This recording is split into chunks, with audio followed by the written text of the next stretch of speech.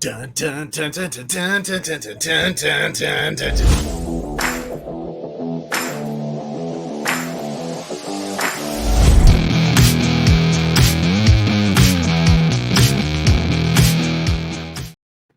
Now, Ben. What? Dun, dun, dun, dun, dun. That was so much better than what I do. I know. No, I Ben. was like, what is that? What are you guys talking about? That was totally Ben the whole time. That was That's right. me Yeah. the entire time. Whoa. Let's see. Hey, welcome everybody to the Con Guy Show. We are your home for news and opinions from the world of Comic-Cons, fandoms, and all things that are kind of fun, but we do it from a filmmaker's perspective. My name is Jim Fry. I'm one of your co-hosts for this week's adventure in superhero smackdowns. I guess that's the only way we can kind of describe today. Who's the con girl that we have today? It's Katie flying solo, Katie Kawamoto, aka Katie Christine, and excited to be the female representation, since Danae is not able to be here tonight, and talk about con stuff and the hopes of things opening up again. And I do want to remind everybody, we are in the process of launching the Con Girls. We got the Instagram up, we're getting the website up, getting other things up, and Katie and Danae are going to be kind of, I was about to say, Katie and Danae are going to man that for us. Nope, they're not going to do that. They're going to woman it for us. They're going to woman that for us. All right, who do we got down there? Half of the Samblings crew. Hey, I'm Derek. Derek Sams. I'm a regular on the Con Guy. So much so that I call myself Con Guy Derek while we're doing this stuff. Yeah, and tonight I really wish I had something stronger than kombucha because it's been a day. You drop 1 hour and the world changes. Yeah, well, For especially sure. when you got two toddlers and an infant. Yeah, because they don't read clocks. They're just like, whoa, hey. Here It's we an are. hour early. They're like, no, I'm not going to bed right now. I'm not tired. What are you talking about? I'm not tired. That's if they could talk. It's more of a no, no, no, no, no. And then they poke you in the eye. You are talking more people into parenting every week. It's a beautiful thing. When I say it's been a day, I mean it's been a day in like the last 45 minutes. And There's as been soon a as lot we get of off day here, today. I'm yeah. getting some Jameson and I'm playing Assassin's Creed until I have to go to bed. That's right. That sounds like a solid plan.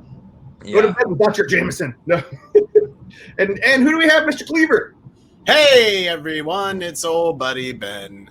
And tonight I do want to point out I'm sporting this great tank top. It says less shirt, more power. You can go check this out in various forms, as well as other t-shirts with slogans like Pecs need sunshine to grow, over on my good buddy and friend of the show, Evan Dollard's new online store at mylostshirt.com. So go check out his merchandise there. It's fun stuff. And as we all know, my buddy Evan cares not for shirts. And he can get away with it because he's as cut as Jim. Yeah. Oh, my Wow. Lost shirt. Sure. I just looked it up and the banner reads wear occasionally, remove always. That's funny. Is that him that's in the picture right there? Because it's just That's a him. guy from behind doing pull-ups and he is looking very, very strong. I'll say that. All right, everybody. My buddy, Evan Dollard, former American Gladiator and former American Ninja Warrior competitor. 4-time. I believe 4, yeah. What's the website one more time? My Lost Shirt. It's 3 words, Jim. Oh, I did shirts. I am sorry. I was There's trying an R in shirt. There's an R in shirt, Jim. Oh, Yes. that's why I have a pile of manure right here. All right. We are going to have a pretty good show today. It's kind of like a grab bag, except for our premiere. The big thing that we're going to be talking about, being led through a discussion, Mr. Ben Cleaver is very privileged to have seen an early advanced screening of Ben, why don't you tell us what it is, and then we're going to save that for the second half of the show, though. Oh, okay. So I guess just a little taste for the rest of the show. Through that #show.com, I have apparently I've gotten a rap as the guy who interviews visual effects artists. So I've been interviewing a ton of visual effects artists, and I was reached out to a week or 2 ago about interviewing some of the guys from Weta Digital down in New Zealand. about their work on the Snyder cut of the Justice League, which is coming out this week on HBO Max.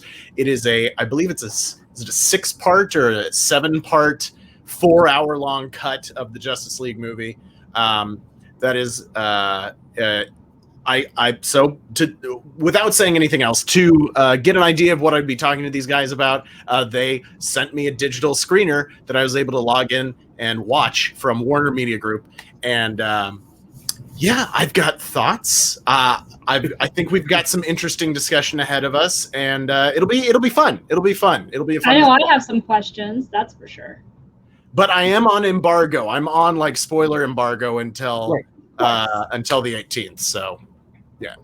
And Derek's hiding from us right now. Derek, He'll be back. Yeah, he'll be back. He just messaged. So. All right, no worries, no worries. So until he gets back on, happy St. Patrick's Week, everybody. I just want to share my awesome mug that I have here. Kiss me, I'm Irish. This is the original Patty. Get it? Peppermint Patty, celebrating Patty's Week. Oh man, this is where I'm going to be drinking my drink tonight. Remember the good old days, Ben, when we were back in the studio? We'd have these giant coffee cups, and nobody knew what was in those coffee cups. Well, mine was usually full of beer. Yeah, no, for some reason there was a thing about like, oh, I guess you can't drink branded stuff on the show. You couldn't drink like a can of Pepsi or Budweiser or something like that. But I don't know if I guess I always thought there was a thing of like we had to hide what we were drinking in the mugs, but maybe that was just a joke for our show. I don't think they really had anything against drinking alcohol on the air. I think it was just we had mugs. It's not like we did a good job of hiding it either. I would be with my coffee cup halfway through the show, start slurring, and everybody knew what was going on. So, it's true. It's true. In addition to Ben kind of leading us through like a really cool discussion, spoiler free because he is on embargo. But by the way, for those of you, when something's embargoed, that means that you can not release like the specific information about it until a specific date. When is your embargo date? The 18th, which I believe is Thursday. So that's the release day. So people, it's like once the movie comes out, well, yeah, can't really. So you're doing a pretty full review for that hashtag show? I'm not doing a review. I'm just doing there's already a review on that hashtag show, I believe. And I can't remember who wrote it off the top of my head. But,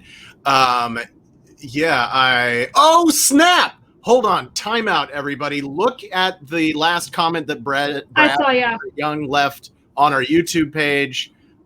Please put that up, Jim. Brad. Wait, this one? That one. Ciara. Oh, Ciara, congratulations! Congratulations! Oh, friend of the show. So Ciara just had her baby. Mini Power Ranger, a new Ranger has been brought into the world. So congratulations, everybody. This would be great if we had a live audience. They'd be like, ah!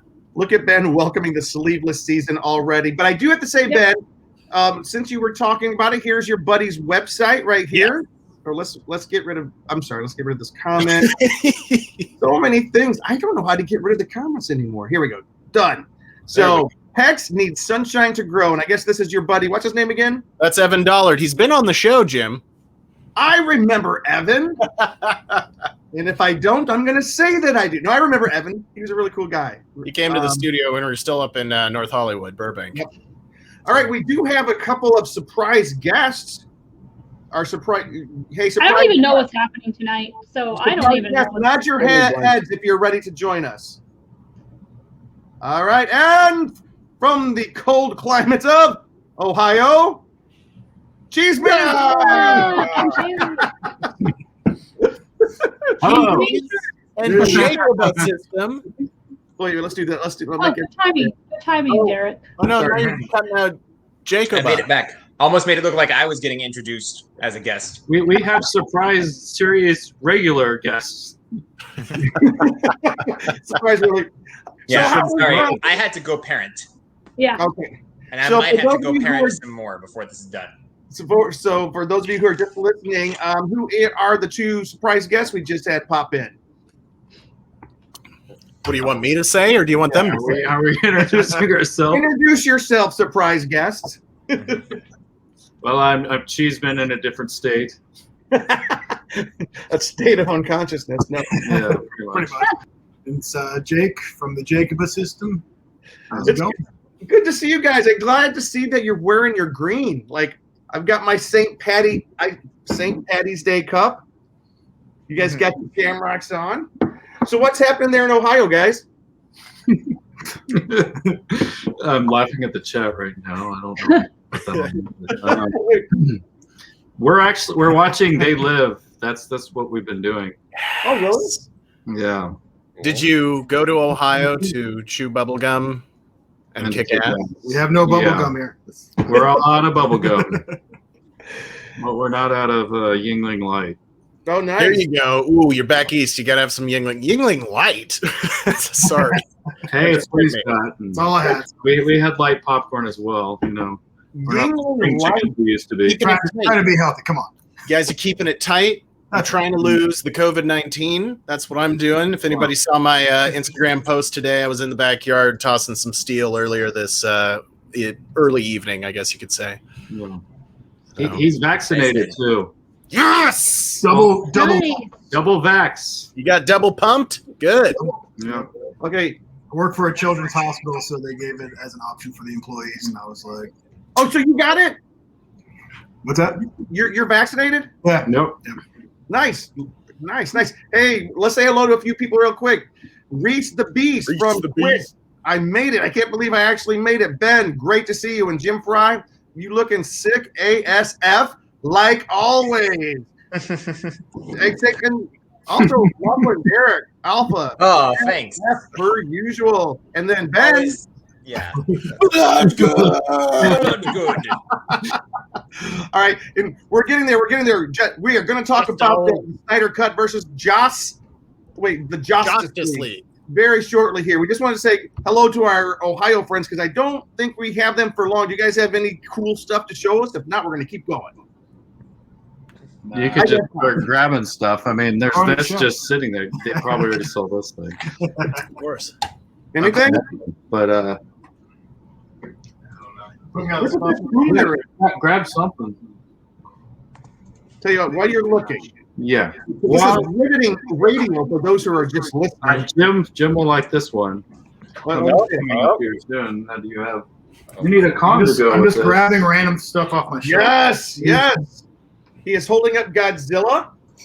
And That's other the- Godzilla. This is the original King Kong versus Godzilla version of Godzilla. 1967, I think. Yep. And then here is the newer one. So, Okay, here's the question: which one would win? Of these two? The Matthew Broderick version. That's always. Yeah, of course. How dare you even bring that up? Godzilla. I mean, they're both pretty cool. We can find out right now. Can we beat up his figures? These are collector's items. Okay, you can't beat up his figures. Don't even touch I them. think we should do live battle figures. I do. It's what I we're will getting paid say. for. I will say the newer, the 2014 Godzilla or whatever. The design is very cool. It's very. He's got a fat body and a little head. He's thick. Yeah, he's a little. He's not. Derek thick. will be back soon. Reese the Beast. He's parenting. Fat Godzilla with a This one's little not focused, head. so- God, Yeah, holy golden God. God. Somebody Seems likes a little this guy. bit, yeah. Then just to make it, Okay, there we there go. you go. Wait, this isn't a fair match. You don't need to watch. Big You don't need this- to watch it on HBO Max. We can do Yeah, it right we now. can do. Ready? Do Oh, it. wow. Which version is that? Which version of King Kong do you got the there? old school. This is the original King Kong. 1932. 30, yeah, whatever. 33. Suzuki. All right, guys. Jake, you broke his chains are broken on there. I can't believe you have a broken action figure. That's an embarrassment. That's how it's supposed to be. Come on. I know. You know what's cool is the Empire State Building was built in 1932. 1 year later, King Kong fell from the top, making it the most recognizable building in the world. I know these facts because it's one of my favorite movies of all time, the old one. It has some problematic, stuff about it, but it's the parts that are good are really good about that movie. So, all right, we do have some stuff to talk about, and Katie, we're going to save your con stuff for just a minute, but we got a couple cool stuff to talk about while we have, because Cheeseman and Jerry, I think we're going to lose them pretty soon. But I like to say Jarrell. Gerard. All right. Sounds like it's from Derek, Krypton when you say it like that. so Derek, how's the parenting going? It is not easy. It is not for the faint of heart. I will tell you that. All right. You got It's it not easier than easy. Jake. Jake's 2-on-1. You're 2-on-3. Well, right now I'm one on. 3 kids to 2 parents. He's got 1 kid to 2 parents. Oh, yeah. 1 on Jake. 3 while still trying to film a podcast. Yeah. All right, guys. What a I've got champion. What a champ. Pardon me. Got a question for you. How many of you guys saw the brand new trailer today that dropped for the Falcon and Winter Soldier? Looks great. Jake's Well, got No, I opinion. already know I'm gonna watch it, so like it's. Who wants to go first? What's your opinion? What you see? I saw another dope Marvel trailer. Like, I mean, this looks to be in line with the version of the movies that these characters come from. If you look at Captain America, you look at Winter Soldier, you look at Civil War, they're carrying more of. They still got their light moments, their humor, their levidity. That's not what I was going. Levity. That's the word. Been watching too many crime dramas. But you can tell this is going to be action. It's going to be drama. There are going to be some moral decisions made in this, like the Captain America series is fairly known for. So yeah, I mean, and the action just looks total badass. Like it looks amazing. The Baron coming back. Why not? I love these characters, and I love Sam Wilson. I love why can't I think of his name? The actor who plays Sam Wilson. Anthony Mackie. Anthony Mackie. I made him laugh on set one time. I worked on a movie with him. Nice. Very close to Anthony Massey.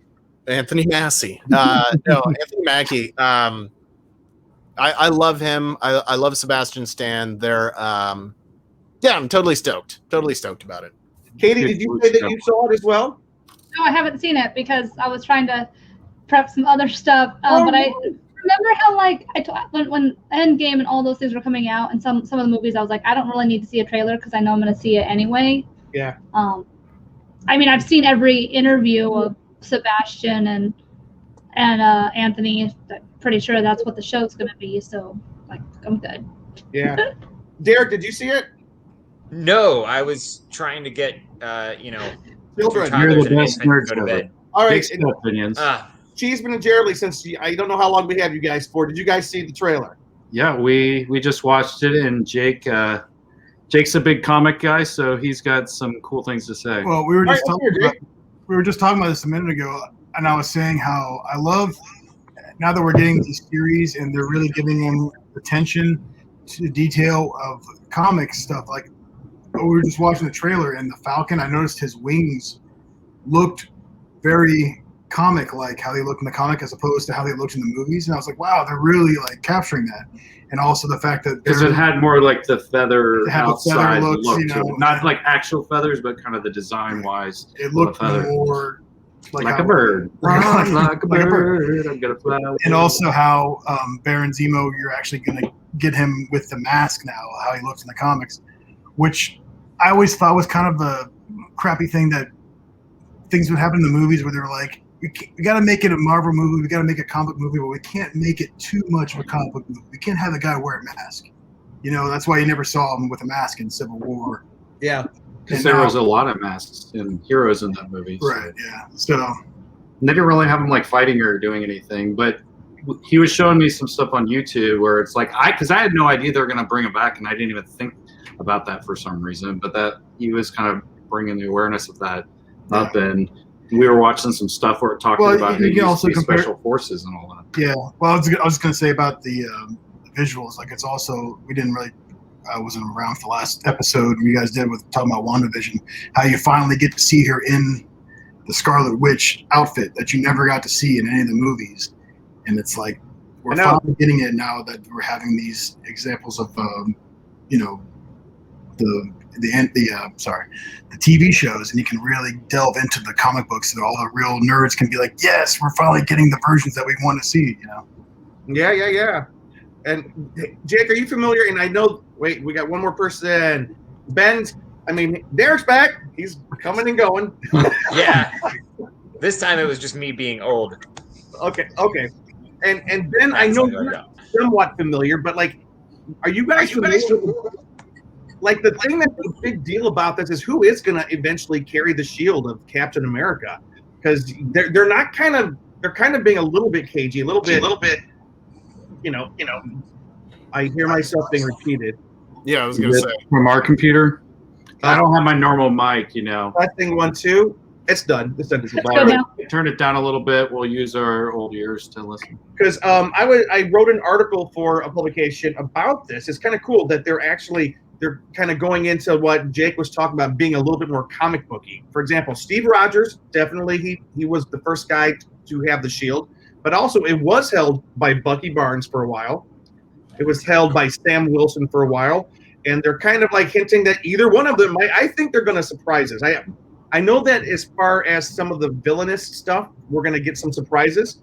But who else has carried the shield? Do you guys know? Howard the Duck? Superman at one point in the DC Marvel crossover, and I'm not even joking. Are you serious? There is a great shot in the DC versus Marvel comics of Superman with Mjolnir in one hand and the Captain America shield on the other. Oh, wow. It's a great shot. And there's a comment here. I honestly think Captain Marvel should be the only one to carry the shield. I don't know what that means, but the Captain America is kind of okay. There's some crazy comments there. Read the comments before you put them on the screen, Jim. Yeah, Jim. You really have to. Just click on whatever. I thought it said something. He likes to think out loud. No, but here's some cool people that have held the shield over the years. Remember Luke Cage and Jessica Jones? They had a daughter who, in an alternate timeline, her name is Danielle Cage. She had the shield for a while. And there's a Marvel series coming on called What If on Disney Plus, and we're going to see Peggy Carter carry the shield for a little bit, which is kind of cool. That's going to be animated, I saw, right? Yep. Like, and they're bringing a lot of the actual actors to do the voices. So yeah, that sounds very interesting. And there's a guy, his name was Isaiah Bradley. He was an African-American guy. He had the shield for a while. And they also, my list just went away. And plus there was a couple of other characters. So it's kind of other people. Anyway, so I'm kind of very interested to see what's going to be happening there. Anything else with that particular topic? By the way, I want to remind everybody, the first Saturday in May 1st, free comic book day. So hopefully we're all going to be getting out to the comic book stores and seeing it. But we have this thing over here. Another announcement that came out recently, and this is a casting announcement was made today. Are you guys familiar at all with Secret Invasion? Ben, you probably are. The Marvel storyline? A little bit. I'm more familiar with the old 80s Secret Wars, and then they did another Secret Wars recently in the comics. But Secret Invasion, I believe it's not Kree. What's the other race? No, it's the Skrull. It's the Skrull. Yes, that's right. It's really cool, though. Yeah. Yeah. So it's a Skrull invasion. It's an interesting concept. Now, is this one? I've heard a little bit about the Secret Invasion show, and I know that we've got a casting kind of announcement that came out today. Right. But is this going to be a live action? Is this? Yeah. Okay. Yeah, like the guy who was chosen, who was cast today, his name's Kingsley Ben-Adir. He is in the movie that's online right now called One Night in Miami, which I've been wanting to see. It's getting rave reviews. But he was cast alongside Samuel L. Jackson, who is in every Marvel show. Thank goodness. He saves the universe every time. And Ben Mendelsohn. It's called it's a Disney Plus Marvel series called Secret Invasion. His character is the exact character details for Ben-Adir is being kept under wrap. However, according to sources, he's going to be playing a main villain. Jackson will reprise the role of Nick Fury, and Mendelsohn will play the Skrull Talos, as he did in Captain Marvel. Secret Invasion centers on Fury and Talos, who first met during Captain Marvel, and a faction of shape-shifting Skrulls who have been infiltrating the Earth for years. That's the thing that's so cool about Secret Invasion, is it's going to probably turn part of our Marvel universe on its head. And Sorry, reading comments again. And we're gonna just Wait, if I may, Jim, if I may, there is heated debate going on, particularly on the Twitch chat right now, between Les Payne, Laughlin, Reese the Beast, perhaps a handful, Just Dog, a handful of others. And I just want to remind everybody, we are here to keep things positive. We are here for the love of the game, so to speak. So remember, at the end of the day, we all still love these movies. We still love these characters. And we can have a debate, but keep it friendly in the comments. But we're not ignoring you. We were also, because we're having our own discussion on the show here, we were somebody asked if we were ignoring the comments, and we're not. We're keeping an eye on them. But Yeah, also please Les don't Payne, I love you too. Katie's doing her best too to try to. Hey, Reese the Beast, don't worry about it. Everybody gets heated every once in a while. No worries. Reese the Beast has had so many great positive things to say and is usually so encouraging in here. We're going to, we can be forgiving. Yeah. All right. Last piece of news, and this is one that I think Derek might like. I'm not really sure. It's Star Trek news. The team behind the acclaimed Star Trek Deep Space Nine documentary called What We Left Behind, as well as William Shatner's The Captains, and a delightful host of other Star Trek documentaries, announces new updates and funding for the yet untitled Voyager documentary. They have gone on to raise $700,000 in funding on Indiegogo so far, which is, someone was saying it's close to a record. I don't think it's a complete record, because I remember like Con Man, they raised $2.5 million. The Con Man with Alan Tudyk. Yeah. I was in that show. I know, this is so cool. I think I'm in 2 episodes.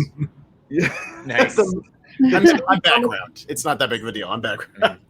Hey, take it. You claim that, man. Don't downplay that. The team promises fans of the series a unique film that will meet or exceed all expectations. Whatever. Anyways, it's being spearheaded by 455 Films and is comprised of professionals from many parts of the Star Trek productions over the years. If you guys have any questions, you can email them at voyagerdocumentary@gmail.com. I think this is Derek. Did you like Voyager?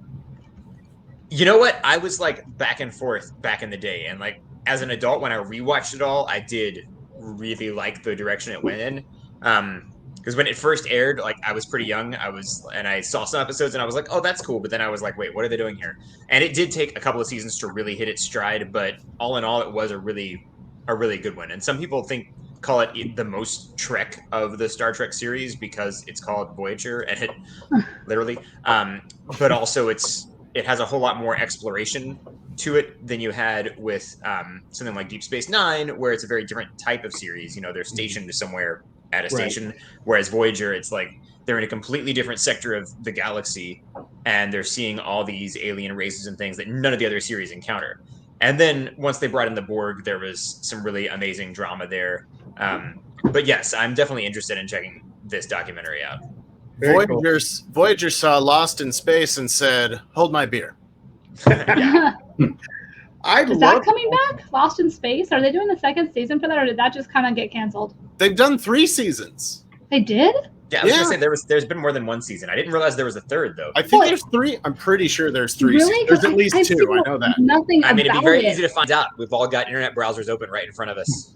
Yeah, no, I haven't seen anything about it, so I thought it was like not even on. Wow, my bad. Okay, y'all. I think they did. Like the first season wasn't as Les Payne says 3. I think the first season wasn't as successful as they wanted it to be. I guess I loved the first season. I thought it was great, and they made 2 more seasons, and then I think they quietly kind of brushed it away. But let me. Gotcha. I just didn't know they made more. I watched it, but I didn't know. Yeah. All right. Hey, that's loud. Hey, Darely. Do you watch Star Trek at all? Not really. I was just going to say. I have nothing against Star Trek. I'm more of a fan of the original series. Yeah. I've not really. But there's a major reason, because he's a major Star Wars. If you look around his little collection. All right, I got to go help somebody again. Tons of Star Wars.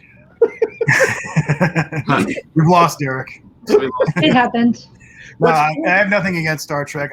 He's put everything into Star Wars. I have put everything into Star Wars. No, I respect Star Trek immensely for, inspiring a lot of things. And you could say in a way it's inspired Star Wars, even though, George says it was inspired by Buck Rogers and things like that. But, it definitely has its place in sci-fi history, and there's all the praise it gets. I never really grew up watching it. I would see like reruns of the original series, but I don't think I've ever. This is shocking. I don't think I've ever seen an entire episode of Next Generation. What? If Derek was here right now, he would just. I'm glad he left. And I grew up more on the original Captain Kirk. But and Spock I have and seen. But I have seen movies. I've seen like Generations and things like that. So I'm aware of it, but it never was my thing because I was Star Wars all the way. It's all about the toys for him. That's what I was going to ask. I was about to say mainly, do you have any Star Trek toys there in the playroom? I only have one. Of course you do. Well, hang on. I could be. It's not even really one. Hang on. It's not even really I could be totally off on this, but it doesn't seem like there's as big of a market for Star Trek toys. Like, no. No, it's a good one. It's a good one. It's not even really a toy. It's a DVD case, but it was the J.J. Abrams. Oh, okay. Wait. Enterprise. Okay, that's pretty cool though. The Kelvin timeline. This is so it has its own stand and everything, and then when you open it at the top, it has. Okay, that is awesome. Oh wow! That's pretty cool. As someone who still buys DVDs more often than most people, I like that. That's awesome. Yeah. This was like around that time. This came out in 2009. No. Hang on. There he is. Oh, he's back. Derek's like, you had me at this. We got you back. And this is how you get me to buy Back to the Future and Jaws for like the 4th or 5th time, is make it the DVD come in like the Shark's Mouth or in the DeLorean. Well, around the time this came out, this was 2009 when the J.J. Abrams Star Trek movie came out. Mm-hmm. And it was a big thing that they were doing, like the Dark Knight. They had like a special Blu-ray that came in like the cowl mask that you'd open up and stuff. And then I think they had one like the Bat Cycle from that movie and everything, like similar kind of like models, and you open it up and have like the DVD or the Blu-ray inside. So I had no idea. I had no idea. Unfortunately, it's kind of a lost art, but this is my one piece of Star Trek merchandise I own. Derek, while you were gone, Jake revealed to us he has never seen a single episode of The Next Generation. I'm sorry. Oh, and that's the best. I'm sorry. It's not just the best Star Trek. It is the best show that has ever been on television. I've been doing nothing for the last 2.5 weeks but watching Star Trek The Next Generation. I'm halfway through season 3 right now, and I'm just at the beginning and I'm rolling through. Yeah. I've watched it before, but it's been years. And it's so good. It's so well done. It's so well written. Yeah, and like I was saying about Voyager, it takes a couple seasons before they hit their stride. Mm-hmm. Like a lot of the series did that. 7 of 9, when she shows up, is when they hit their stride. Right, but The Next Generation 2 is pretty cheesy for those first couple of seasons, and even later they have some cheesy episodes. Like no show is going to have like every episode be amazing. But Derek, I was saying, Star Trek, even when Star Trek has its worst episodes, they're still so much fun to watch. Yeah, and Derek, I was saying I'm aware of a lot of this, the lore, the characters and stuff, because I've seen a lot of the movies. Like you're aware of lore? Yeah, Generations and compelling character. Lore. The lore. But I just at the time when it was on, it was just so far away from my, what I was into and stuff. So not against it. It just wasn't my thing. Which is funny because so many people I know and went to school with and stuff, like growing up in the '90s, and other classmates who had never seen Star Wars. And like I'm like, you've never seen Star Wars? Really? Like, yeah, I've never seen it. Like that's crazy to me. So. We went to Christian school, so they probably found something. Christian. Well, so did I. I had one friend who had not seen Star Wars. Yeah. And we were all like, "Oh, that's right." We're trying to give her advice. Luke and I took a class in college, and one of the early things they did, there was like they did like the whole film, like the what do you call them, like the. Sorry, my mind's been blank. I don't know what you're saying right now. Film and literature talked about like the whole like process of writing the scripts and everything. You have like the hero's journey, all that stuff, you know. Yeah. And he used Star Wars yes. as the example. Yeah. Yeah, the Joseph Campbell Yes, type exactly. stuff. Thank you. That Yes. I caught up to this. That- Film yeah. and lit. Film That's and what lit, we called yeah. it. So, and the teacher picked A New Hope as an example of how to do that, and everyone was like, "Okay, I get it. This is the wizard. This is the old man. This is the young person's journey and stuff." Yeah, the And there was mentor. one girl in the class who was like, "I've never seen Star Wars. I have no Mm. idea what you're talking about." And the teacher was like, "Really?" He got kicked out All of right, school. I want to give us plenty of time to talk about the Snyder Cut. Plus, we're losing viewers right now, so we're going to try to. I was going to say the chat went Everybody completely watch dead. Star Wars. Yeah, yeah, Don't- yeah. don't The hate us. chat has been dead for 6 minutes now. Like, Yeah, that's wake true. up, guys. Okay. Did we lose everybody? So Okay, I what blame we're Jim. gonna Next Thank you thing. guys. This has been a great conversation. Derek, I can't wait for this. It's, by the way, the people that are doing the documentary, they also did the one for the Love of Spock, directed by Adam Nimoy, the son of Leonard Nimoy. So these people have some credentials. I'm really excited to look at Ben. He's getting excited. But before we jump into Snyder Cut, Katie, can you tell us a little bit of con news coming up? Yeah, so obviously, if you guys have been watching the show for a while, you know that cons are our thing. We usually talk a lot about cons and how to prepare for cons and things you need to know and the panels we want to see and all that jazz. Well, then COVID happened, and we're coming up. This week we hit the 1 year that was supposed to be 2 weeks.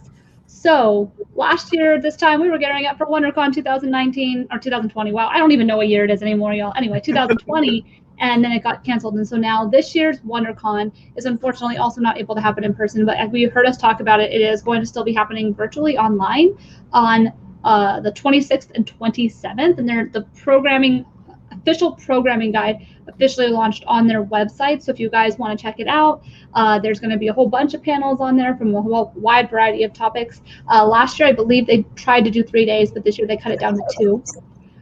So another fun thing that they're doing for WonderCon that I found particularly special is if you guys are familiar with the con circuit, you know that you can normally volunteer at a convention to get a free days badge. Obviously, you can't volunteer in an event that is virtual.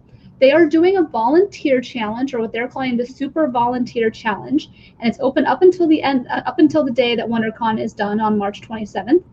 You can choose an organization in your area that accepts volunteers and sign up to be a volunteer for a day or a week or however long you want. And then it says examples like food banks, animal shelters, vaccine centers. I know that they are taking volunteers as well. And then you can complete your assignment. And then once you're done with that, you'll email WCVOL@wondercon.com. And you say a little bit about what you did, the work you did, the experience you had, and send a photo to them. And then you'll include your Comic-Con member ID in that email as well. And if you complete the challenge, you will receive, be sent a downloadable Super Volunteer badge in recognition. So I thought that was a pretty cool thing. So if you guys are interested in that, definitely give that a shot. There's more information about this and the entire programming schedule on the comiccon.org/WCA. Comiccon.org/WCA. What was So the that's email again, Katie? what's up? What was the email again? What was it? WCVOL challenge. So just think WC volunteer challenge, but without the end tier part. Yeah, and then as you guys know, last week I mentioned how Anime Expo had not officially been canceled, but it has now, as of now, been canceled. And so there is going to be some sort of online experience according to the statement that they made on their blog, but the physical event has been canceled. But there's not a lot of information about that, but you can sign up for updates via their website. So if you want to know more about Anime Expo, Anime Expo is always July 4th weekend. It is no different for the online presence that they're going to have. It's hard to say what it's going to be, probably a lot of hashtags, probably a lot of just certain things like that. And badges will be refunded if you have badges, which I believe are badges from last year that rolled over to this year. But either way, badges will be refunded. Also, I forgot to mention WonderCon did announce that they're doing a masquerade again. So if you are a cosplayer or a costumer and you want to join, there's information about that on the website as well. This week, LA Comic-Con announced MicroCon, which is a live digital event on Saturday, April 17th. It has all the elements of an in real life convention, but for 4 hours of content. And it's hosted by Sideshow Collectibles, which is pretty awesome. It's going to have favorite celebrities, creators, and artists, and tickets are on sale on March 19th. They're going to have virtual meet and greets. Sideshow Collectibles will have a booth tour, virtual, and they're going to have a super fan mall with interactive digital super fan, a place to find and look for all the things that you find at a convention. So that's pretty cool. And last but not least, I'm going to have a little bit of a somewhat gaming news, because we do have some people here from Twitch, and I myself am a huge fan of gaming. And then if you guys are listening, there is a graphic on there for the live event for Comic-Con, LA Comic-Con. But if you guys have heard, there's a game called Ghost of Tsushima. It was nominated for Game of the Year this year in the Game Awards. Unfortunately, it did not win, but it was announced, I believe, last week that the developers of the game were just appointed ambassadors of Tsushima Island. Nate Fox and Jason Connell, who are both directors, were chosen by the island to become permanent tourism ambassadors.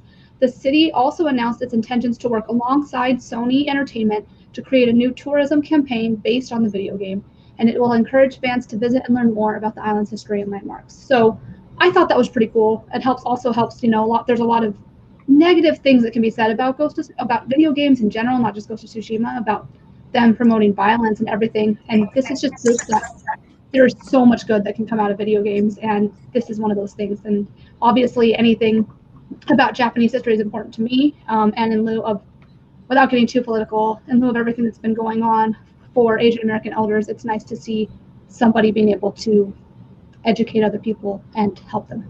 So that's right. And by the way, I don't think it's being too political to say, don't be mean to people because of their race or their culture. Just stop That's it. an understatement. Yeah. If you people are being, if you're dogs, if you're like that, I'm just gonna tell you, don't do that. That's just mean. Yeah. That's just mean. And I don't think it's a controversial statement to say that. Anything else, Katie? There was something and I totally forgot it. I was like, don't forget to say this. Don't forget to say this. And it wasn't in my notes. It was something I was going to say, and I completely blanked. There is one thing that this week, if you guys want to check it out, Sideshow, they're having their big birthday celebration all week long. Just Google Sideshow Collectibles, and they're having panels all day long, all the way through Friday, streaming, giving away all kinds of free stuff. So it's a really cool thing. So it's my birthday. What? Happy birthday to you. We're not going to listen to that whole thing. We're already 42 and a half minutes in. All right. So for those of you who came to hear about the Snyder Cut and JOSS, I always keep with it. JOSStice League. It's not that hard. Here, all right. I want to hear about it, dude. How much you been drinking, Jim? Wait, no. It's coffee, of course. Of course, naturally, just like we used to drink back at the Popcorn Talk show. Hey, everybody, it's me, old buddy Ben. So first of all, I just want to say the chat's been dead. The chat's been dead. Where are all my Twitch streamers at? Have all our Twitch viewers left? I think so. I think I tell people not to be mean to each other on the internet, and they said that's not for me, and they left. I don't know what happened. So yes, because I do interviews with visual effects artists for that hashtag show, I was approached by the lovely PR firm that represents the digital artists down at Weta Digital, who worked on Justice League, both JOSStice League and the Snyder Cut. And they said, hey, you want to interview these guys? And I was like, sure. And they're like, oh, by the way, we're going to send you a digital screener.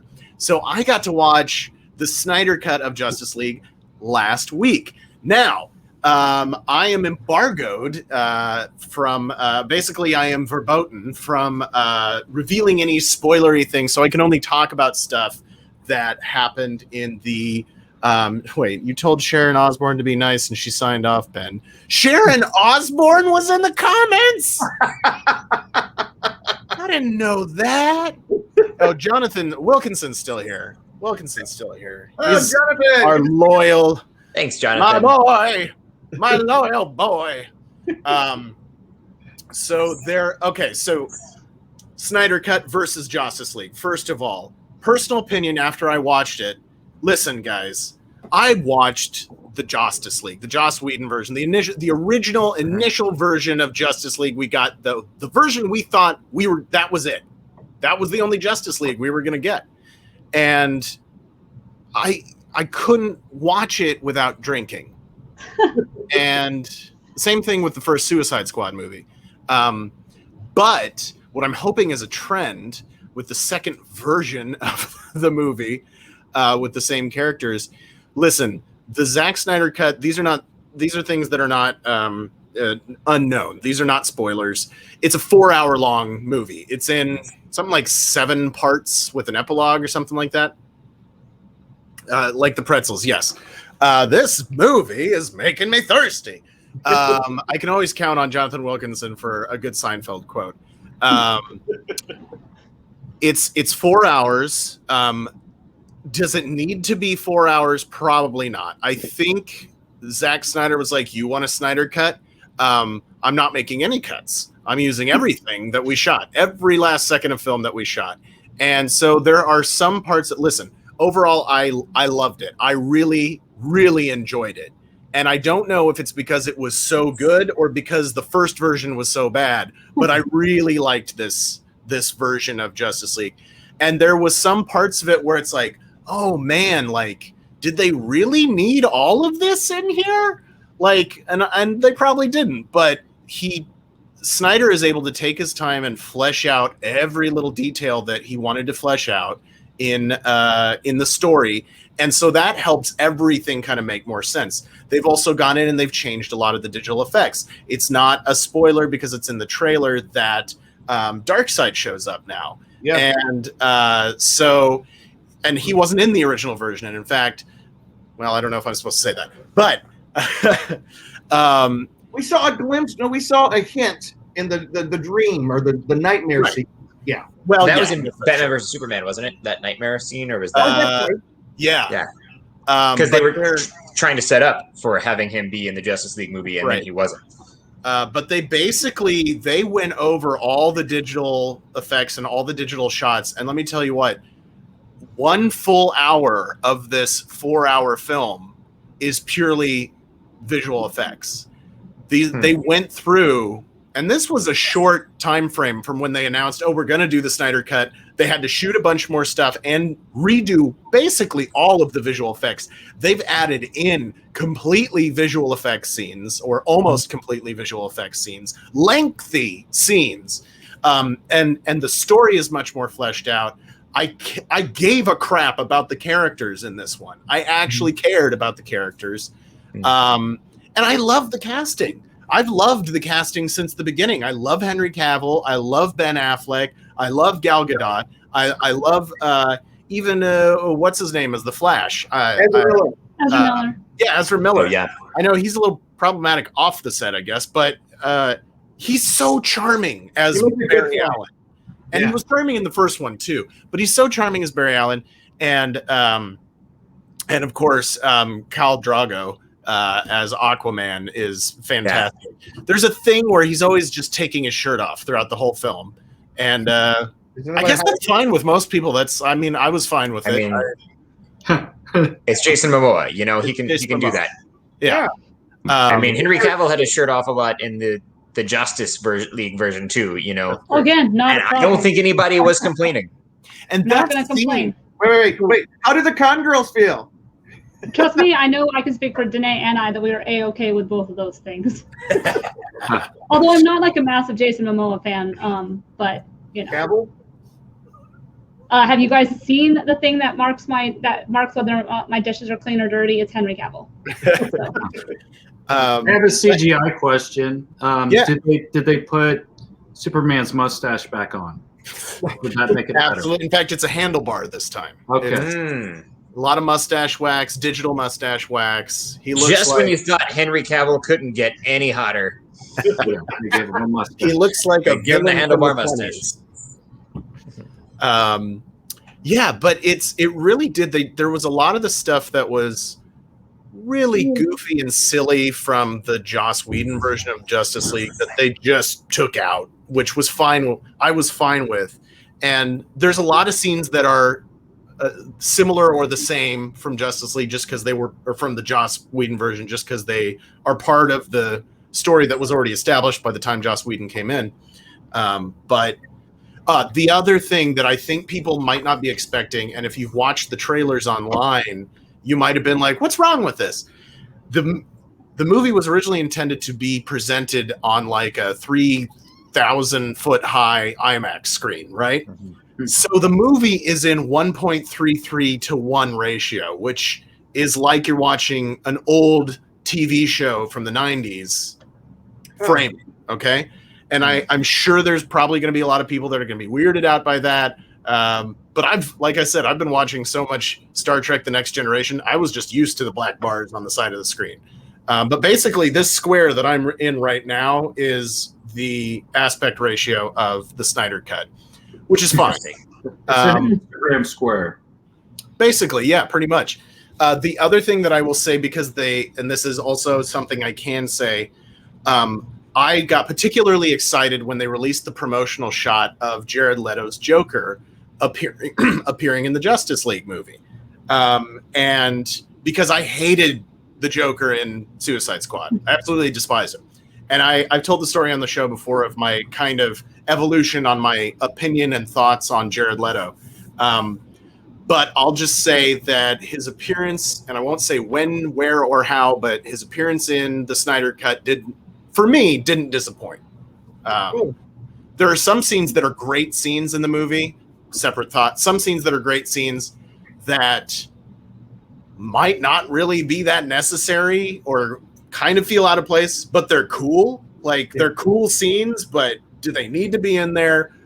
Probably not, but hey, this is the Snyder Cut, and you can tell he's trying to weave some certain storylines that he's got in his head that maybe we aren't privy to everything, that are going to be connected to 3 movies down the road if he ends up getting that far. But overall, I enjoyed it. I did not feel like I wasted 4 hours of my life. I enjoyed it. I didn't even drink because I gave up drinking for Lent. Yep, you did. Oh, good for you. Good for you. I have a question. Yes. And it refers to Brad's question. The new trailer, he says, did not solve his issue of the original being way too much CGI. What do you think about that comment? Like, is it still way too much CGI, or? There's a lot of CGI. Well, like I said, a quarter of the movie is CGI.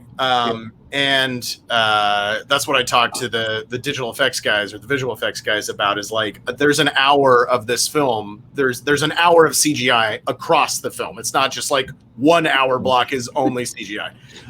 But what I will say is, if you're comparing apples to apples, if you're looking at the CGI from the Joss Whedon version compared to the Snyder version, it's night and day. Like, the digital effects look so good in this. Wait till you see Steppenwolf in the Snyder Cut, because they basically overhauled him, and he looks amazing. Yeah. Not to mention they added in Darkseid into this version, which again I can say because it's in the trailer. But it's in the trailer, yeah. They pulled a Sonic, it sounds like. Yeah, but they kind of pulled a Sonic. Yeah. Which, side note, I've had so many friends on Facebook recently. Like, one friend was like, me and my girlfriend just watched Sonic, the movie, and why haven't we seen this before? This is amazing. And I was like, one of the writers has been on our podcast. Yeah, I had my friend tell me that he watched it this weekend also, or like this recently too. And I'm like, really? You just watched it? And he's like, yeah, it was delightful. I was like, I know. He's still Derek's best friend, I think, right? I think so. I don't know if anybody's really unseated him. Like, Bruce Valanche just failed miserably. So, so Ben, you kind of answered my question, but you said you don't feel like you wasted 4 hours. The second part of my question is, did it feel like 4 hours though? There's a little bit of a bell curve, I'd say. So it starts off, and now of course going into it, I was completely skeptical because of my opinion of the original. And so it starts off and you're like, oh, okay, and then you kind of start getting into it. And then like maybe about the second hour to about like from about minute 60 to about minute 120 or so, like that second hour, you kind of go down. And then like he takes his time with it. So there's yes and no, it's push and pull. Like some of it you're like, okay, can we get to the next scene? And some of it's like, I can't get enough of this. I'm eating it up with a spoon. Yeah. Is there surprises we don't know? You don't need to reveal anything, but should we be prepared? There may be some surprise that people will be talking about. Yes, there absolutely will be. There are some things that were not in the Joss Whedon version, perhaps recognizable. I don't even know. There's some recognizable nouns. Are you about to make us go viral? Like A noun can be a person, place, or thing. A noun is a person, place, or thing. So I will say there Are we going to do Mad Lib spoilers now? Yeah. Just like a handful of recognizable. Is there a Robin reveal? Just kidding. Oh, De Niro. I heard some things. Yeah. I heard some things. There's definitely some things that you're going to be like, ooh, like the Leonardo DiCaprio meme. You know? Yeah. Hey, so, like, is it obvious, like, the parts, like, what is the line of demarcation between the Joss stuff and the Snyder stuff? Or does it feel as if all the Joss Whedon stuff has been removed? It definitely looks like, if you watch this movie and go back and look at the Joss Whedon version, it's like they took the Zack Snyder concept, they smashed it together, and they put it through a Joss Whedon filter, and it feels like, I mean, clearly it's in some essence the same movie, but it feels like a different project, a different type of story, and yeah, it definitely feels like a different animal from the Joss Whedon version, in my opinion. Cool. And when he says an hour of CGI, that means Christopher Reeves is in it. Say that again. When you say there's an hour of CGI in it, that means Christopher Reeves makes a cameo. Yes. Oh, I would love that so much. And he's riding a horse. Yeah. Oh. Katie, what were you saying? So No. Ben, We just got canceled. I did not see the original, so y'all know that I have not seen the original to compare it to. But do you think that this could have just come out and done? Do you think that the original version had to come out for this to be as good as it is? Does that make sense? I can't think of how to word it, but like, are you saying is this one so? They had. It's kind of like Ooh, if you're the cutting out. I Sonic, don't did know what the you're first saying. Sonic trailer have to come out to make what actually came out good. Yeah. Or if we had never seen Joss's version, would everybody be as excited about this version? I think kind of as. Yeah. By the way, it sounded like we were Yeah. mansplaining. I apologize. Let's not. Is this one so? You're saying does this one seem so much better because the first one was so bad?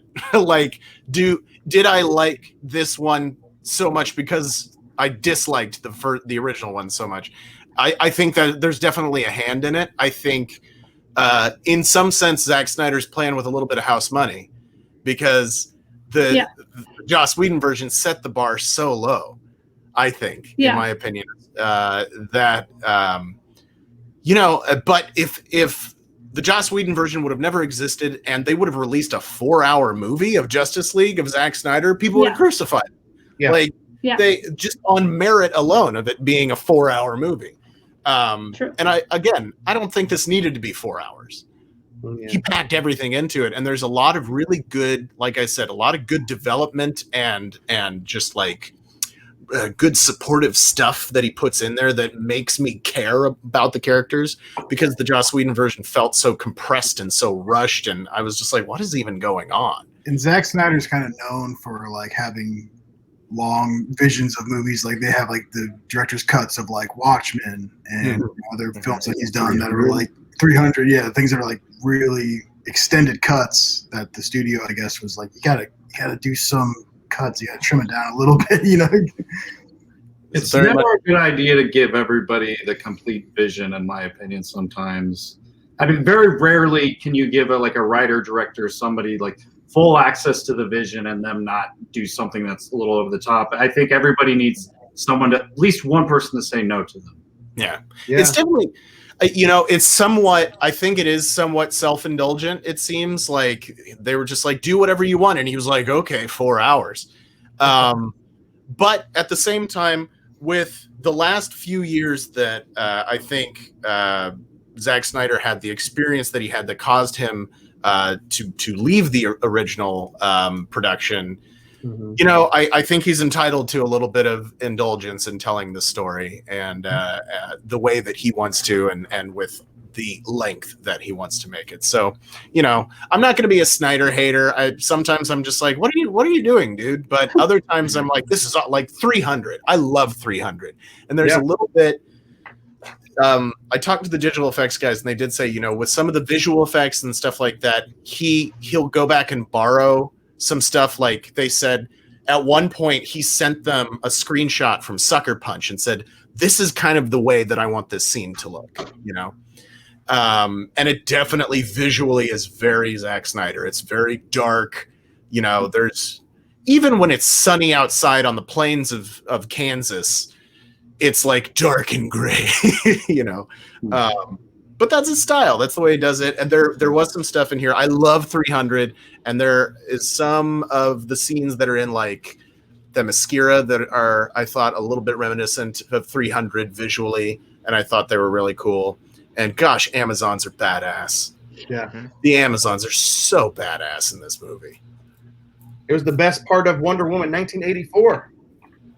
I would argue, in my opinion. Hey, and we are going to kind of try to wrap it up here, but does anybody have any other questions about this? I'm going to throw one out there. How much new stuff is in this? I mean, probably about 2 hours worth of new stuff, but I mean, can you tell, like, does it feel like there are the new created stuff, not the stuff that's been sitting in the drawer, but like, right? Can you feel? Is it like over half, maybe more? As far as like reshot stuff that they did recently, I couldn't tell you. I mean, there was a lot of stuff that I was like, oh yeah, I remember that from the Joss Whedon version, but it's a different scene now because you know there's different lines or there's a different outcome to the scene or whatever it may be. But I couldn't tell you what they had sitting in the can and what they did for the reshoots. I honestly couldn't tell you. I mean, it all flowed together as one thing. But then again, when you're watching it for 4 hours, I'm not hitting every detail that's on the screen when I'm watching a movie for 4 hours. Oh, there's no way. Ben Affleck lost a bunch of weight recently. Like probably you couldn't tell anything with the actors before or after, where there's just a weird thing of like, oh, they look different. Either they're more ripped or they lost weight or they lost weight. Who lost weight? Ben Affleck got real skinny again for a while. I don't know if he's did still super skinny, but he went back to like, you know, early days, like Good Will Hunting skinny. One thing I realized while watching this movie, and I think this was true of the Joss Whedon cut and Batman v Superman, is just like I was watching, I was like, Batman is big. Like he just walks in like this. And I was like, I don't know. Like, I love Ben Affleck's Batman suit. I really do. But he's so thick that I'm like, he almost looks like he can't move in that suit. Like, I always felt that way too. Batman. Right. You know? People complained about the Michael Keaton suit back in '89 that it was too, like, muscular and bulky. Really? Wow. Yikes. I mean, there's always problems with the bat suit in people's opinions. But I did want to add, though, that on Rotten Tomatoes, it has a 75% rating right now, and that's with that's only critics because they don't have the ability for anybody else to critique movies. Ever since I believe Captain Marvel came out, they had to change it, which is high because Batman versus Superman was 28%, and Man of Steel was 56%. And Man of Steel, I mean, I enjoyed Man of Steel. Man of Steel's not bad. But I have mixed feelings of Man of Steel. I don't know if I can say that it's not bad. It's the, I believe, fourth highest DC because it follows Wonder Woman was the highest with 93, Shazam was 90%, and Harley Quinn was weirdly at 78. So that's interesting to me. Harley Quinn was better than it got credit for. I will say that. But I was surprised because I was like, Shazam deserved that 90%, and so did Wonder Woman deserving that 93%. So, but 75% is good for Rotten Tomatoes. So. I got a question for you, Ben. All right, so people have different opinions on Zack Snyder. Mine, of course, is often mixed. Largely, I've not been a big fan Like I know 300 is cool generally. I never loved it the way some people do, and like I've not been a fan of Zack Snyder's DC stuff mainly because I feel like he's never really gotten Superman's personality or what he's supposed to represent right in the movies. So I've got like all my opinions about Zack Snyder generally, although I hear he's a great guy in person and a really fun comic book nerd. That said, if somebody's not a big fan of Zack Snyder, would they like this or maybe better, or would they still just feel the same way? I would say if I look back at, listen, I like Watchmen as a comic and concept. I did not care for the Watchmen movie. Okay. I think, to your question, if you're not a Zack Snyder fan, I think you can find a lot of stuff to enjoy in this. I think if you're a DC Comics fan, you kind of have to accept the fact that the Snyderverse is the universe in which this story is happening. But I definitely feel like I liked this a lot more than the three previous Superman Batman films, like Man of Steel, Batman v Superman, and the Joss Whedon version. Definitely liked it better than the Joss Whedon version. But yeah, I think even if you're not quote unquote a Zack Snyder fan, I think you'll find some things to enjoy in this. It's 4 hours. It's hard not to find something to enjoy. But I Good think thing we're all this gonna was be at made home during watching COVID it. times, so it's like they're like, if you can binge watch Tiger King, all this other stuff for hours on end, they're like, you can watch 4 hours of Batman. So that's maybe kind of how they justified it, with people being home still somewhat. And They justified it. Just to leagueify. I mean, if you think about it, it's kind of like the best case scenario for a time for long movies in that sense, because like if I'm in a theater, I'm gonna have to be like, okay, where can I go to the bathroom? And Like I in a hate that. 4-hour movie. Yeah. And that's like always the hardest part. And you're like, am I gonna like make it the right time? And at home you're just like, I'm gonna go get a snack and just pause it. So I mean, that's I think good in this particular sense. Go ahead. Ben, let me ask you a question. And wait, if you want to respond to Katie, because my question is, I'm reading a review of it right now. I just want to ask you a question from this review. Okay. Katie, can you summarize what you said one more time? I'm so sorry. Basically, I think it's a good time for, we're all at home a lot. We have 4 hours. But the good thing is sometimes you lose some of the power of a 4-hour movie because you're like, I really have to go to the bathroom. Right. If you're watching it at home, you can enjoy it more because you're able to be like, okay, and now that I've been able to take a break and come back to it and focus fully, I think that might help it a little bit. I think that helped because I could relax. I was in my living room. If I needed to, I could pause it to take the dog for a walk or whatever. The only pain in the butt for me was it was like I was on a special like Warner Brothers screener. And so like when I paused it, if it was paused for too long, then it would like blank out. And then I'd have to like get the code sent to my phone again and re-log in and that sort of thing. But, security measures, they don't want this getting out to everybody too early, even though they literally accidentally released it to everybody too early. Did you hear about that? That was the thing. It came out on HBO Max for like thousands of instead subscribers. of Tom and Jerry. Oh, yeah. Another one I actually want to see. But I'll end with I'll end with these two thoughts and then we'll do Jim's question. But if I said right after I finished watching it, the next morning, because my wife flat out fell asleep because it was 4 hours. And if you start something and it goes past 9 p.m., my wife will fall asleep. A movie is what I mean. Anyway,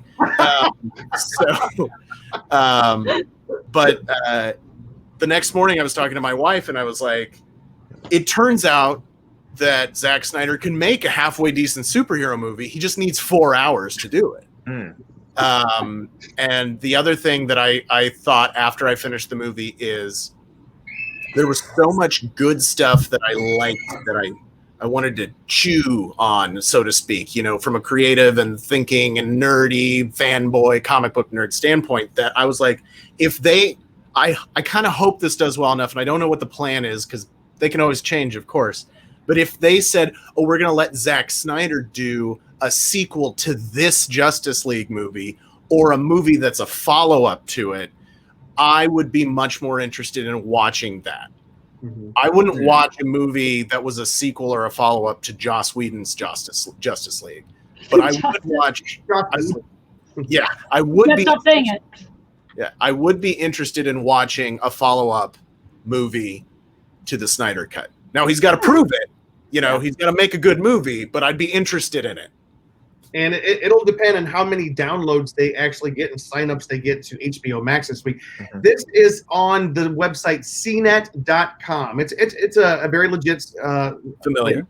Yeah, and they have a couple of things. This is what they, in their review of the movie, this is what they said. The Snyder Cut presents nothing meaningful or significantly new. For an example of how a re-edited version can deepen a story, look at Blade Runner, the fabled director's cut, because it added fascinating nuance and ambiguity to the question of whether the hero was human. But the 4-hour Snyder Cut of Justice League feels like essentially the same movie as the 2-hour theatrical version, just longer. At times, it feels less like a story and more like a free-roaming video game where you wander about the DC universe interacting with non-playable characters. And don't even get me started on the tacked-on mini-movies designed to set up sequels that will never come. What's that about? Without giving spoilers. I would not.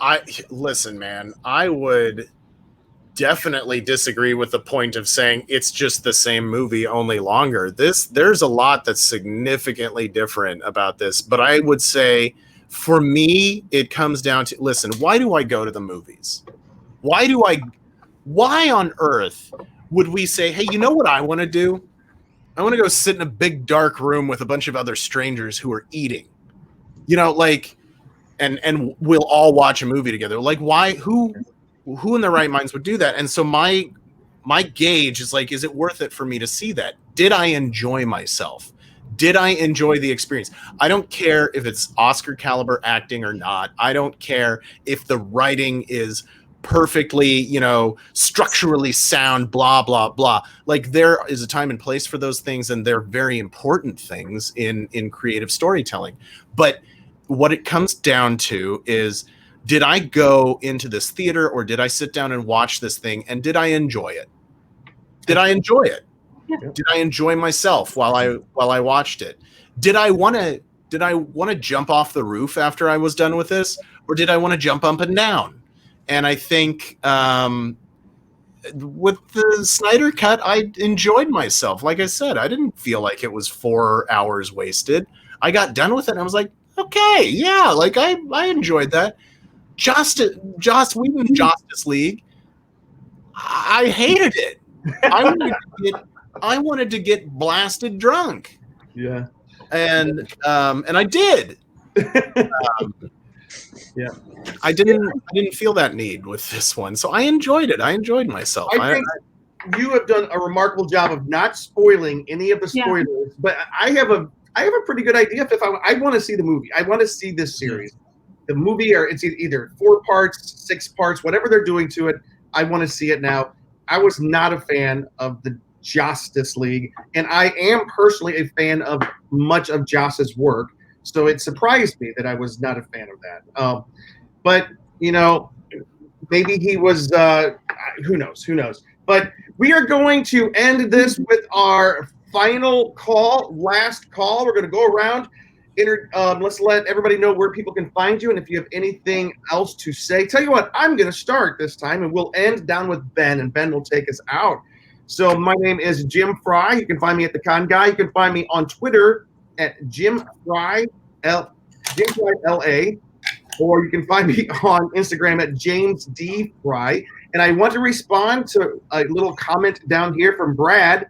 Brad says, I am more stoked to see the Kid 90 documentary from Soleil. How do you say that? Soleil Moon Fry. Soleil Moon Fry than Justice League 2.0. Any relation, Jim? I'm sorry? Any relation? No. You guys know who that is, right? Yeah, that's Punky Brewster. Yeah. So, like, by the way, Brad, just to let you know, I watched that documentary. Me and Luke, I watched it with Darian. Me and Darian watched a documentary about Punky Brewster. I'm sure you're not surprised. But no, the thing was, Luke and Jared, they know, like, Luke, you guys had a video camera growing up where you recorded everything that you guys did, kind of like from like high school on. So Moon Fry. We had this thing called a video camera when we grew up, Jim. Yep. Yes, I know. But Miss Moon Fry, Soleil Moon Fry, she had a video camera from the time she went on as Punky Brewster, age 7, until age like 40. And she recorded years of documentary stuff with all the stars, Brian Austin Green, Zach's, who played Zach on Saved by the Bell? That guy. And then All Gosler. All good. Yeah. Paul Gosselaar, that's his name. Yeah. and about 15 to 20 other people that she documented her friendship with over the years. It is so interesting. It's sad because some of these people, she has interviews with them. She talks to people on the last night they were alive before they died, or people committing suicide. And it's like, wow, it's a gut punch. This is not just like a goofy, fluffy thing. It's a really good documentary. So I encourage anybody on Hulu, if they want to watch, it's called Kid 90. Kid 90. It's a great documentary. And with that, I'm going to pass it over to Cheeseman and Jerry. We hope the laptop doesn't die. I don't have the cord with me, so we could get out any second. But it's been good to say hello. And I'm Cheeseman. You can find me at Cheese on Couch. I'm Jake at the Jacob Assistant. You can find me on Instagram at the Jacob Assistant. And I do want to say one last thing. Love your friends. Love the people in your life. I lost a dear friend here recently, Chris M. Bowden. Jake went to school with him as well. But love your friends. Rest in peace, Chris. Prayers to you. Prayers for your family. And love you, buddy. Amen. Amen on that. Derek. Hey, I'm Derek. I'm still, my Twitter handle at ConGuyDerek is still there with some older stuff from some past conventions. If you want to reminisce, I'll let you know when I'm actually out there using it again. At the moment, that's just not an option. But you can still find me here. All right. I'm Katie Kawamoto, aka Christine. You can find me on Twitch and everything on social media, TikTok, Instagram, Twitter at KT_Christine. I've been playing through Ghost of Tsushima, still doing some Witcher 3. I did want to give a shout out to the movie Palm Springs for winning the Golden Globe for Best Comedy. It's absolutely delightful. If you have not seen it, please do. You will enjoy it. I rewatched it the other day. And also, I was catching up on all my TV, and I was watching This Is Us, which is always good for a good cry. So if you need to cry, definitely watch This Is Us. But I caught up on it, and they actually honored one of the people who was behind creating the technology that gave us the ability to live stream video today. He was one of the teams on the team originally that helped create email, which led to what we do. And they honored him with a little of his story on This Is Us. And I just thought that was so classy in a time of all the craziness to go on, to be like, hey, thank you for this, because you're the reason why all of us are able to do what we're doing now, and that we wouldn't have been able to do 40 years ago. So, Cool. Mr. Cleaver. All right, everybody. I guess I'll take us out. Let's see. A few things today. My parting shots, whatever you want to call them. First of all, I love that we have we now have these movies that are getting released directly into our homes. It's a great thing. But I'll tell you what, guys, I miss going to a movie theater and sitting in a dark room with a bunch of strangers who are eating. I really do. A night out to the movie theater has always been a blast for me. And we're so close. We're so close right now. And as I've mentioned on the show before, my day job right now, I work for the Los Angeles County Department of Public Health, and I am working on scheduling people for COVID-19 vaccine appointments right now. And so it's a lot of work, but it's very rewarding because I can tell how excited people are when they get a vaccine shot scheduled and they're just relieved. And so I would encourage everybody, look into it. Look into reliable sources if you're a bit questionable on vaccines or just this in general. As the samplings have said before, coming from the medical community perspective, which they have a connection to, this isn't. Some people are like, oh, this was too quick for a vaccine to come out. It actually isn't. They just approved it quickly because we need it. But I encourage everybody, go out and get a stab and jab, get your shot, and I'm going to get mine as soon as I'm eligible. But wait, do your best to wait your turn. If you get an opportunity, I don't blame you. But there are definitely more vulnerable people who need to get that first. But go out and get that shot. And then slowly and carefully and cautiously, we'll move back into a life that resembles what it was before. I got my vaccine, Ben. We can be friends again. I'm not vaccinated yet. I haven't got mine yet. I work from home. Nobody's gonna be like he needs one. But yeah, I'm very much looking forward to going back. I know from a connection that said, hey. Disneyland is now having some companies recalibrating their rides, so it's on the horizon, and we all need to do our part. We're all in this together. Be supportive, be kind to each other, be there for each other. I would hate this. I know that society is just going to go back to being the same self-centered, selfish assholes that we have been before COVID, but let's try and at least temper that a little bit. Let's do our best to be kind, to be good, to be supportive, to be helpful to each other as we come out of this, to be careful around each other and to love each other. Go get a shot. Keep wearing your mask until we've got this thing fully under control, because it's not under control yet, but it's getting there. And I love you all. I can't wait to see you at the next con. I've got some ideas for cosplays, and I want to see yours too. And remember, everybody, my name is Ben Cleaver. The reason I'm drinking out of this red cup is because whenever Ben Cleaver shows up, it's always a party. Find me on Twitter and Instagram at BENKLIEWER. Woo! And with that, good night, everybody. Good.